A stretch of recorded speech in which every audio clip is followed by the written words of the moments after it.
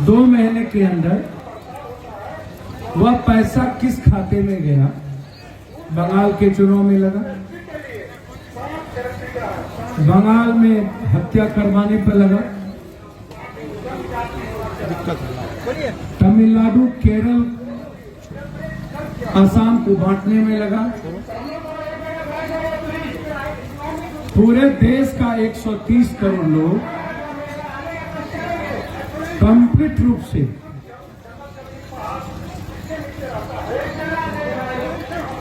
सिर्फ diesel, petrol, gas का ही सवाल नहीं है। लगभग हिंदुस्तान की, चाहे वो 2 रुपये से 50 रुपये प्लेटफॉर्म टिकट हो, चाहे रेलवे की भाड़ा की वृद्धि हो, चाहे आज से हमारे पूरा देश का बैंकिंग कर्मचारी सड़कों पर हो, चाहे भारत की कोई भी संस्था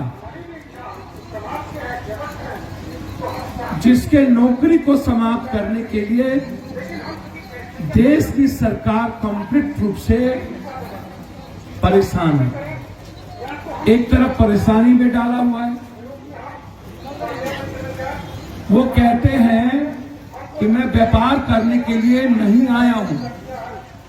नरेंद्र मोदी जी, आप बेचने के लिए नहीं आए हैं।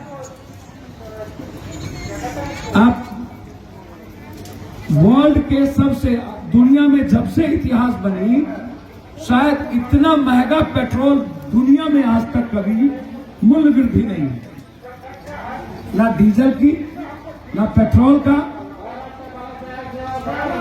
ना गैस का, और ना ही कोई ऐसी चीजें, चाहे वो तेल हो, चाहे वो दाल हो, चाहे वो सब्जी हो, इतनी अत्यधिक महंगाई सिर्फ इसीलिए नहीं कि डीजल और पेट्रोल की महंगाई बढ़ गई, इसलिए सब पर बोझ पड़ गई।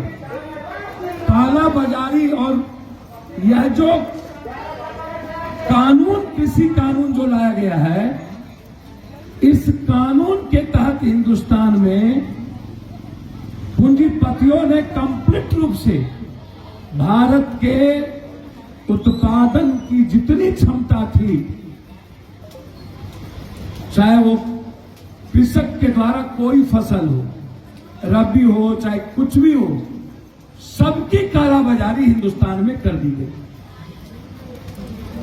पूरा देश का किसान सड़कों पर मर रहा है और यह सरकार सिर्फ कंप्लीट रूप से भारत को बांटने में, बंगाल को रंजीत करने में, पूरी लोकतंत्र और संविधान को समाप्त कर सियासत और सत्ता के लिए पूरे देश के 130 करोड़ लोगों पर महंगाई का बोझ, और सिर्फ डीजल पेट्रोल से नहीं, तीनों कानून, एमएसपी, तीनों कानून, यह सबसे बड़ा आज हमारे लिए अभिशाप बन गया है। क्योंकि पूंजीपतियों को कानून डायरेक्ट बेनिफिट दे रहा है और वो मेरी मालक बन चुका है। हम उसको ना तो थाने में ले जा सकते हैं, ना हम उसको कोर्ट में चैलेंज कर सकते हैं, कहीं नहीं, कलेक्टर के यहां जा सकते हैं जो सरकार का आदमी है। तो सवाल महंगाई में यही नहीं है। आज महिला मोर्चा के द्वारा हमारी राज कमेटी से लेकर राष्ट्रीय अध्यक्ष और पूरी राज कमेटी, पूरी हमारी बहनें जो आवाज बनी हुई है पूरे बिहार और देश की, ये लड़ाई यहीं नहीं रुकेगी।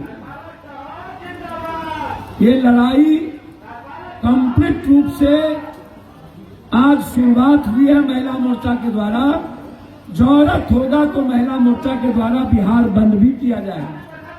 26 तारीख को जो भारत बंद का कॉल दिया गया है किसानों के द्वारा, जन अधिकार पार्टी और महिला मोर्चा और पूरी प्रकोष्ठ हमारी 26 तारीख को सड़कों पर रहेगी, जिसमें महंगाई भी,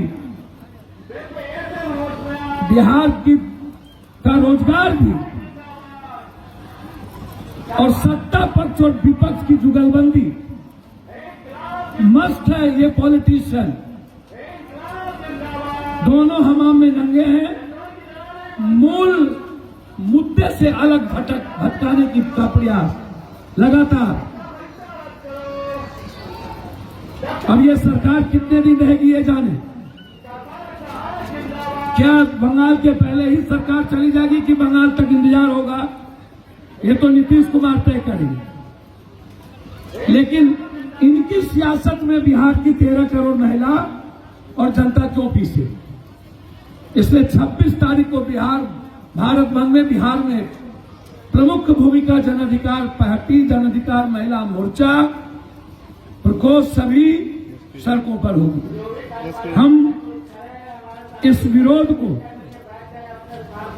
पंचायत लेवल तक जाएंगे, महिलाओं की टीम निकलेगी और बिहार के महिलाओं की सुरक्षा, जो लगातार बच्ची असुरक्षित है, जो बहनें असुरक्षित हैं, डोमेस्टिक वायलेंस बढ़े हैं, लेकिन सरकार महिलाओं का केस थाने में नहीं लेती है क्योंकि थानेदार दारू बेचवाता है, दारू पीता है।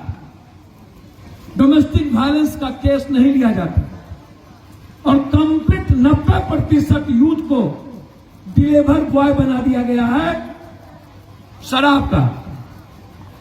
सत्ता पक्ष के मंत्री विधायक नहीं, कंप्लीट रूप से विपक्ष के मंत्री विधायक और पदाधिकारी इन्वॉल्व है, केस इन्वॉल्व है।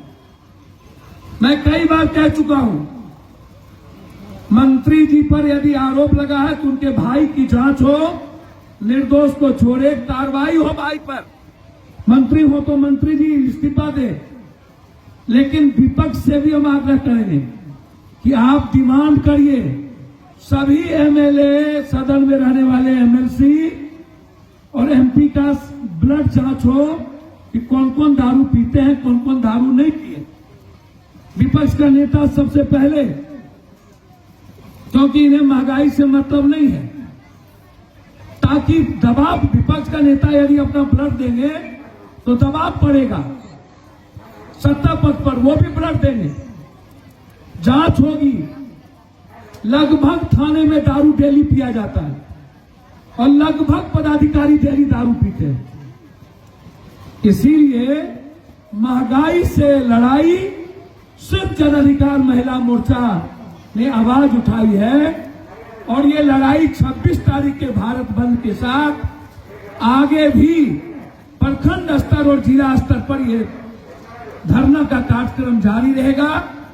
और फिर जरूरत होगी तो गांधी मैदान में भी महिला मोर्चा के द्वारा एक गवर्नर हाउस मार्च की तैयारी होगी। हम गवर्नर हाउस तक जाएंगे और केंद्र सरकार को चैन से बैठने नहीं दिया जाएगा, ये बहुत क्लियर है।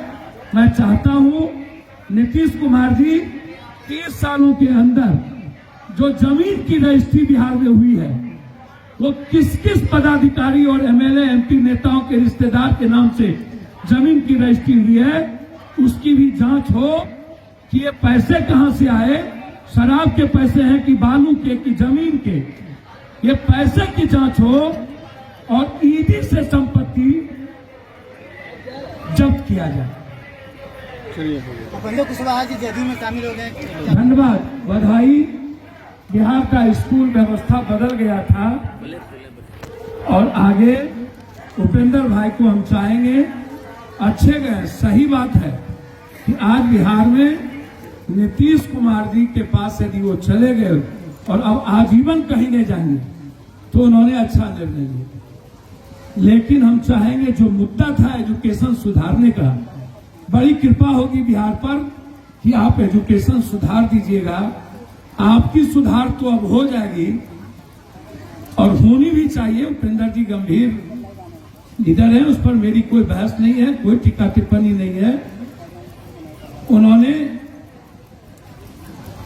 सही जगह गया जहां उनको जाना चाहिए, भटकते भटकते अपने जगह चले गए, लेकिन अब वहां जाकर अपने मुद्दों से ना भटके, बिहार के एजुकेशन को प्लेटफॉर्म पर लाएं तो उनके जाने की सार्थकता होगी। हो गया, धन्यवाद। धन्यवाद सर।